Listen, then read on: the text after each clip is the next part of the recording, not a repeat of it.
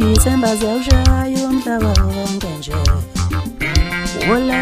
manobhinca lona uyemaphunga khuluma njengamanina wola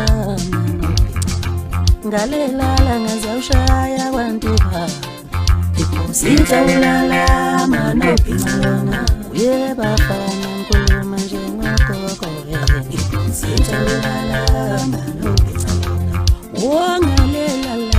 Yawushaya matimoto sitholala manobhinca lona uyebafana ningaze ngazogogobe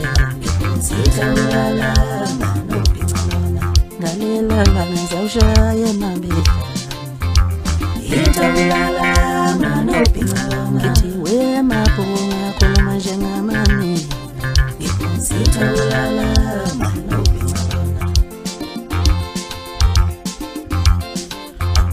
Sitholala manobhinca lona